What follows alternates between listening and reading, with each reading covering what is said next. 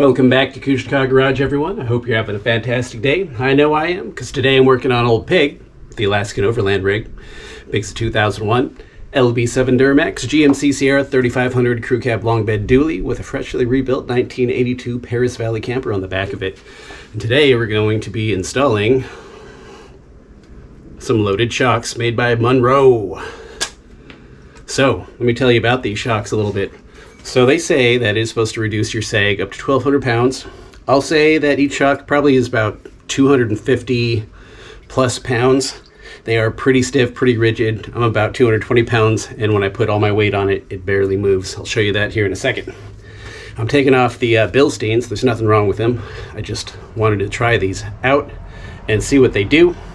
Because I bought these for another truck, that didn't work out. I still have them laying around. And I decided to see if they fit, and they do. I already have one installed, and we're about to install the other one. But first, word from our sponsors. Me. That's right, Car Garage has merchandise. For you LB7 fans, noticed the cylinder order. These are the most comfortable shirts I ever had. Car Garage on the front. Got the YouTube channel on the back. It is a nice fitting cotton. It's made for it. It's got a Husky Fellows short sleeve, fits the arm nice, fits the chest nice, a little baggy in the belly. If those classic tees didn't work out for you, like they didn't work out for me, these ones definitely will. Also, LB7 hats, all different colors, all different sizes, bunch of other stuff as well on the in the store. You can see the link right below this video or any video. It'll say Fourth Wall Car Garage Store. So let's get into this install, and let me just show you what a Bilstein and a Monroe look like side by side.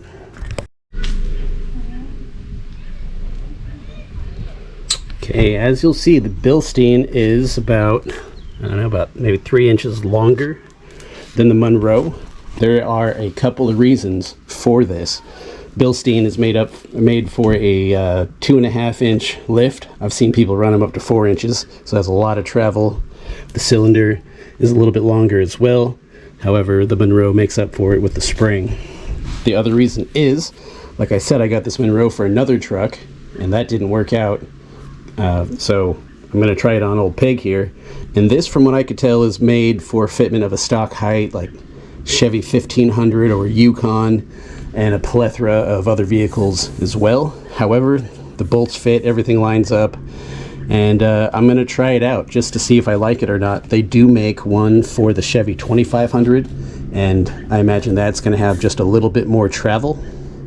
So if I like it, but it doesn't travel enough for me, then I'll probably upgrade to that 2500 and just see what the difference is.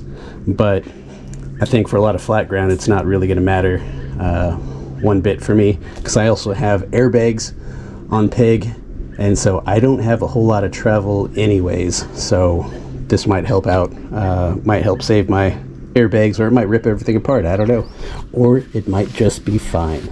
Not quite sure. That's why I'm going to try it out. But I figured, since I had them, and since I have your guys' attention, I might as well install them, because if they work and you have a 1500, or you want to check out those ones for the 2500, then you'll get to see the operation. It's going to be the same procedure regardless. All right, so the tools that we need, very simple. You're going to want a jack, because there's a lot of spring tension there. Hammer, 21mm wrench, maybe a long screwdriver or punch to help kind of straighten it out a bit once it's in there, to align the bolts, and then an impact or another wrench. Now I can't really tell, but it looks like we got a little bit of lift on this side despite having a camper on it. So I measured this side out. I think it comes out to like 41 3/8. 40 3/8, thereabouts. There, boop. So we're gonna see if we get any lift from this. I'll say that in the reviews from all the guys who are running with an empty truck, they're getting about 2 inches of lift. with an empty bed in a 1500 or a Suburban or a Yukon. So be curious to see. We'll start by removing this guy.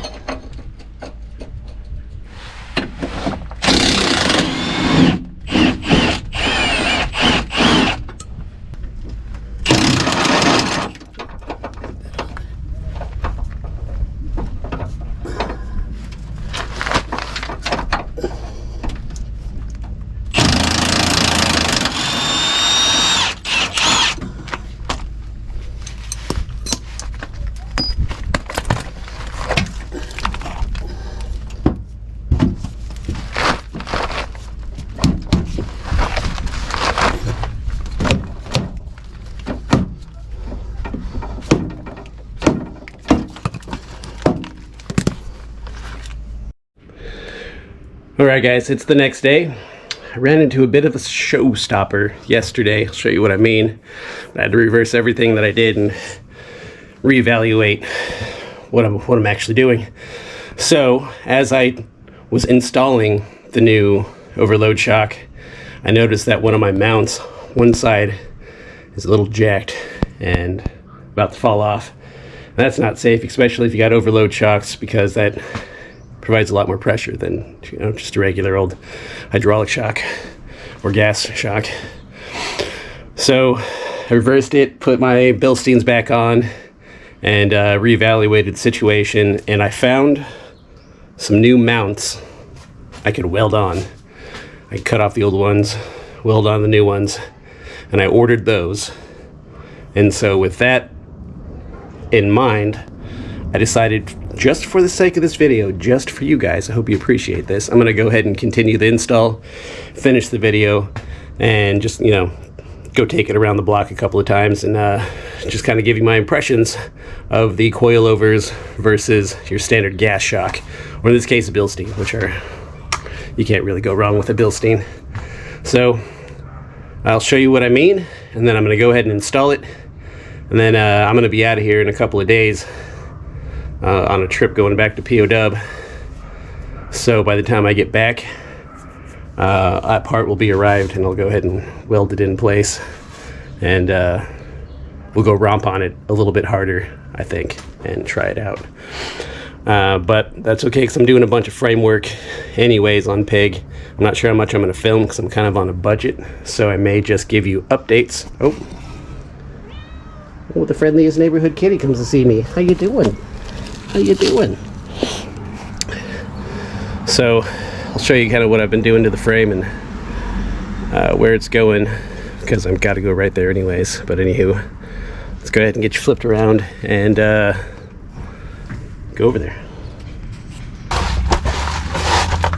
As you see, that mount is not the best. It's definitely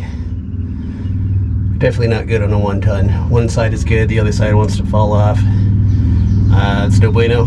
So that's what we're gonna cut off. I'm gonna weld on a new one. It's just gonna take some time. Oh. There you go. Everybody wants to play with the kitty. Anywho, get you set up. Let's do this. Okay.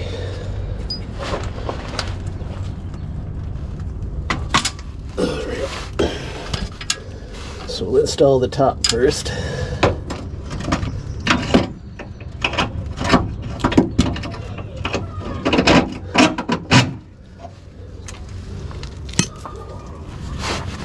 I'm not going to tighten the nut down all the way, just get it so it doesn't fall out.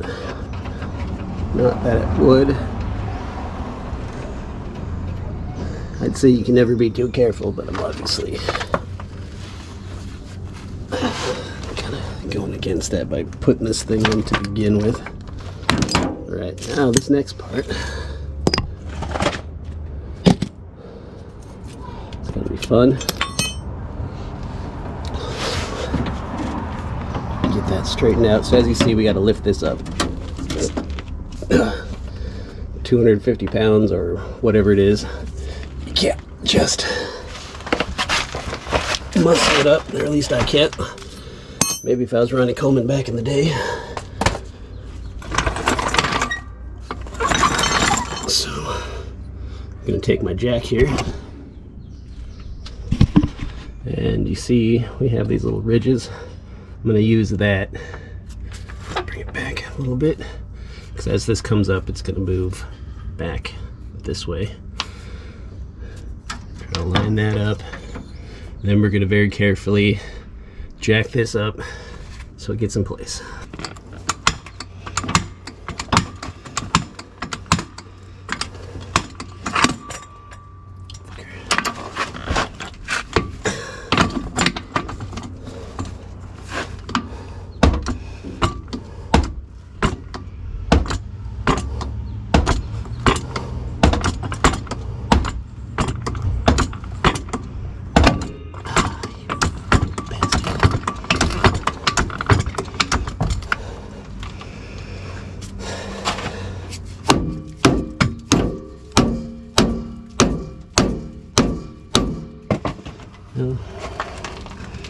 Now I'm just beating up the gas strut.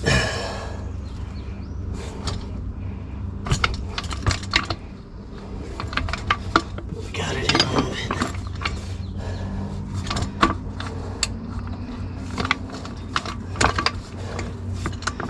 Okay.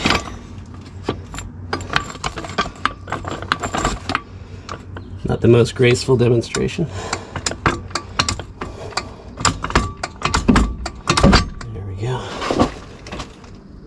Mostly. Let's back this up again.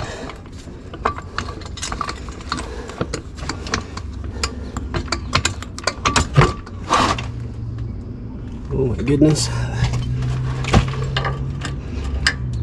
Almost. I take this.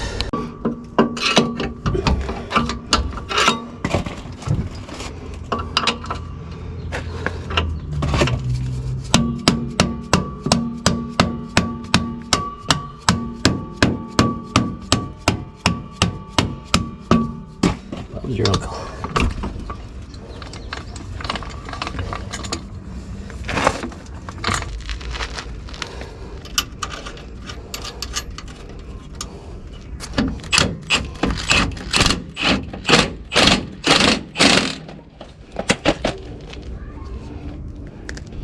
Same thing to the top.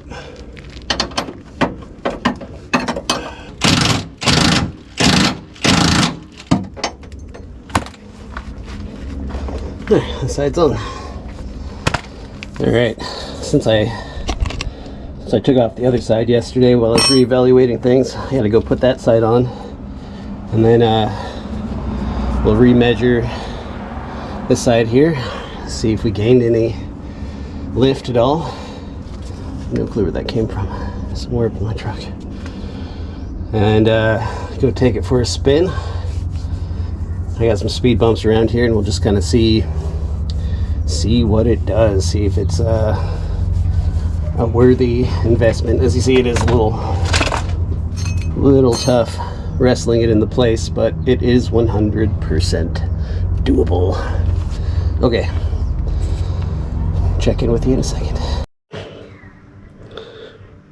Before I put that other one back on, I think I told you guys I was going to give you a little demonstration of how strong this is. I'm about 220 pounds. I'm just going to put as much of my weight on as I can.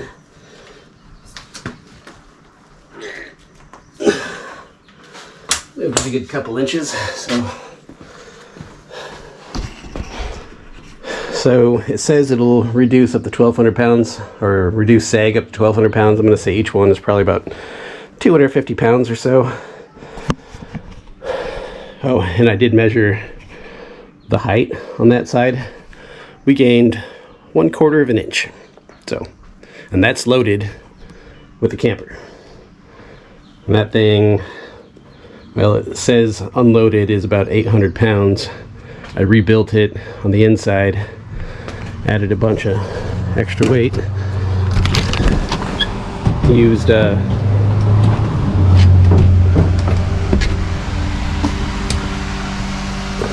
rebuilt it. We were just camping in it. I used closed cell spray insulation, which is a little heavier, more rigid, and then I put in a 3/4 inch floor. So I don't know, right now with everything, it probably weighs 1,000 pounds, 1,200 pounds maybe, fully loaded with all my stuff. When I'm overlanding for a summer, this will probably be loaded down to about 2,000 pounds. Dogs, gear, whatever. So, as it is, 1/4 of an inch. So I believe it when they say that unloaded, it'll give you about 2 inches. Okay, got both sides on. Just like before, that other side went on smooth as butter. That's the side I should have recorded, but I wanted to record this side because I got more space to show you around, but that's life, I guess. I didn't even have to use the persuader on the other side. I just used my punch and got it into place. Well, pain in the ass. Alright, well, they're both on. I'm gonna go ahead and warm up the truck and go take it around a little bit, see how it performs. Hopefully this side doesn't fall off. I mean, one out of the two sides is really strong, and I'm not gonna treat this thing like it's a rally truck, a pre-runner. So hopefully I'll be okay. Alright, let's go give it a ripski. Okay, here we are. Forgot I had a chalk on.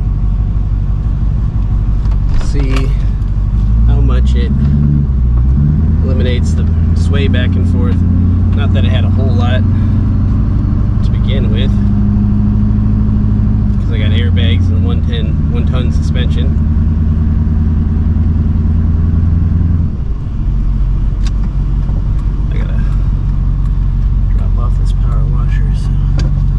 Take the long way, go hit some bumps, see if this purchase was actually worth it or not, or if it just like adds spring and makes it bouncy instead of absorbing shock.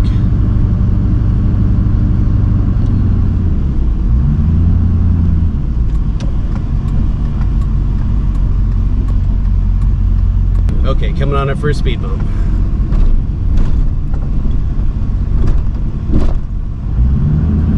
Stiff. Not sure if I like that.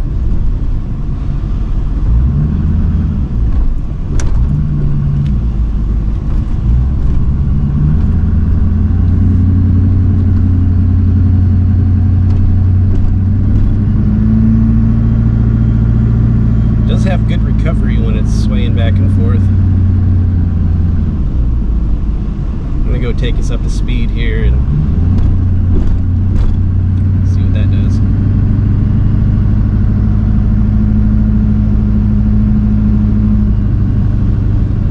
Bet you would feel a lot different if I didn't have those airbags. That makes the ride very stiff.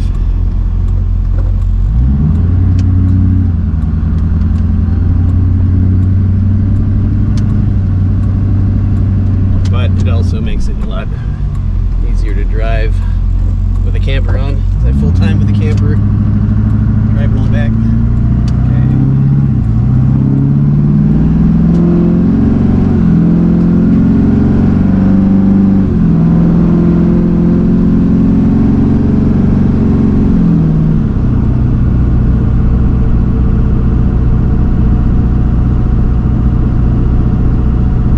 This road normally feels a lot bumpier. I mean, I can feel the bumps, but it doesn't feel quite as rumbly as it normally does. I'm coming up on a fairly sharp turn, doing about 45. See how the sway is.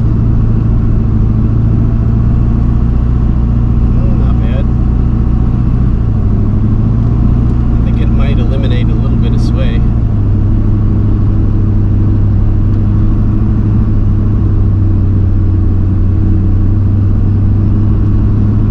Turn around up here on the left in this gravelly parking lot. See how that does.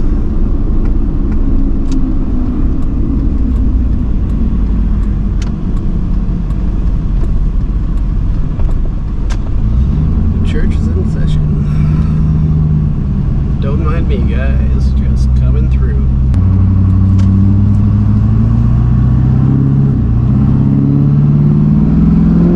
Pretty nice, actually.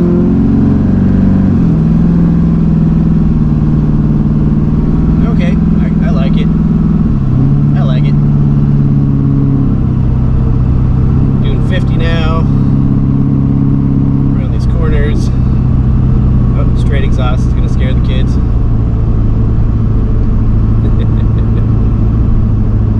Sorry, kids. All right, so far so good, guys. That concludes the video, I suppose. I'd say the installment compared to a normal shock is a bit more difficult because of the compression that you got to do. That's it, really. Yeah, it's good though. I like the ride. First I wasn't quite sure, but the more I started driving around, and it definitely I definitely feel less sway going back and forth around corners.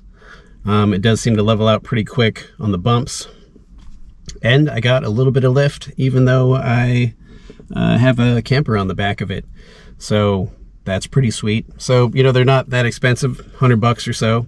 If I were you and you needed, you know, a little bit of lift or a little bit of extra capacity to help stabilize your ride or to help it from like slouching so much, then, you know, I'd say go for it. Now, the caveat is, I know I'm going to hear this in the comments, probably from the people who haven't reached this point of the video, but the caveat is this does not add to your overall load capacity of your vehicle. Whatever your truck is rated at, that's what it's rated at. These shocks merely help stabilize your load, and if you do load down your truck, it will help kind of bring your bed up. Battery is dying on me. So thanks for watching. Hope it helped you out in some way. Hope you found it entertaining. Consider subscribing, liking this video, helps the channel out a lot. Go ahead and check out all the other videos on this channel, because if you are a old Chevy GMC fan, then this is the channel for you. Stay tuned. Got a lot of content to come. Have a good day, guys.